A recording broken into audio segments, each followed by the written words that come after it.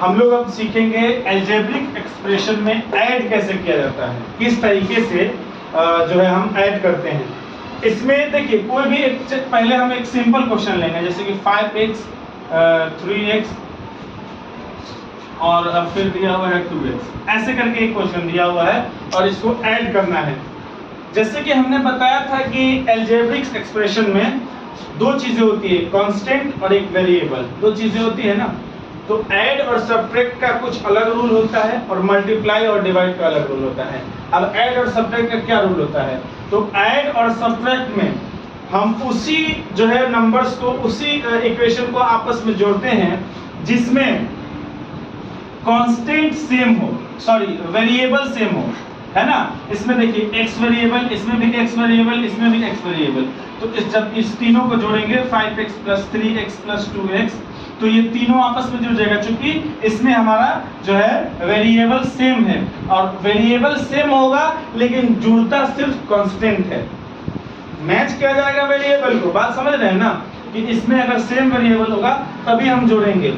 जैसे और लेकिन जोड़ा किसको जाता है, तो कांस्टेंट को। 5 3 8 8 और 2 10, ये हो जाएगा 10x आंसर। यानी कि वेरिएबल को देखा जाता है लेकिन जोड़ा किसको जाता है, कांस्टेंट को। एक अलग हम क्वेश्चन अगर लेते हैं, जैसे कि 2x हो 3y हो, है ना, और फिर हो 5x और फिर हो हमारा जो है इस तरीके से 2y, इन चारों को जो है हमको जोड़ना है।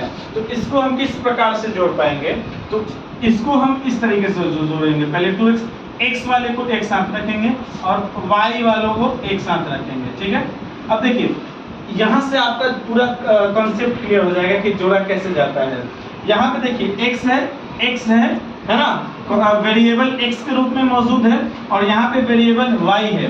तो क्या इन सभी को इस तरीके से 5 to 7 7 3 10 और 10 और 2 12 कर देंगे, 12xy लिख देंगे? नहीं, वो गलत हो जाएगा।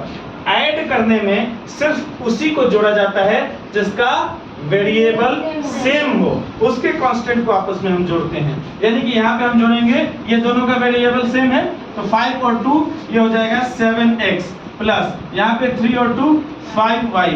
अब इन दोनों को आपस में नहीं जोड़ा जा सकता है, यही आपका आंसर हो जाएगा। समझ में आया ना। तो जब भी वेरिएबल सेम होगा उन सभी को आपस में जोड़ेंगे, जब वेरिएबल डिफरेंट होगा तो वो आपस में नहीं जुटेगा, इस तरीके से उसको लिख दिया जाएगा, ठीक है ना। ये ऐड का कॉन्सेप्ट है, मल्टीप्लाई में इसका कॉन्सेप्ट चेंज हो जाता है, ये सिर्फ ऐड के लिए है। समझ में आया?